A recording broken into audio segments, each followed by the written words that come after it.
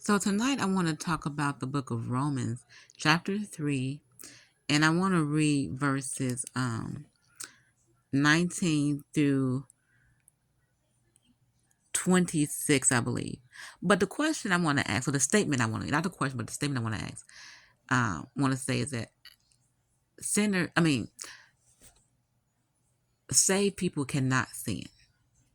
And so I want to read these verses, and I wanted to just to get the point across about as far as sin is concerned. Okay, so in verse 19 it says,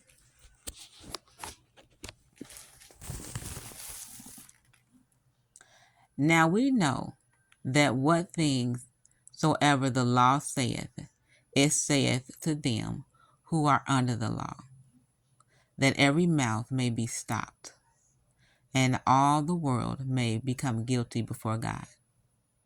Verse 20, "Therefore by the deeds of the law there shall no flesh be justified in his sight. For by the law is the knowledge of sin." Verse 21 says, "But now the righteousness of God without the law is manifested, being witnessed by the law and the prophets." Verse 22, "Even the righteousness of God, which is by faith of Jesus Christ, unto all and upon all them that believe. For there is no difference." Verse 23, "For all have sinned and come short of the glory of God." 24, "Being justified freely by his grace through the redemption that is in Christ Jesus." Verse 25, "Whom God hath set forth to be a propitiation. I'm not sure if I'm pronouncing that word right, but through faith in his blood, to declare his righteousness for the remission of sins that are past through the forbearance of God."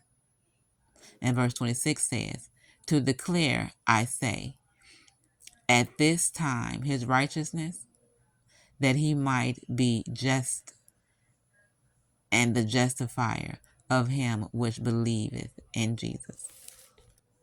Okay, I'm going to read verse 25 again. It says, "Whom God hath set forth to be a propitiation through faith in his blood, to declare his righteousness for the remission of sins that are past through the forbearance of God."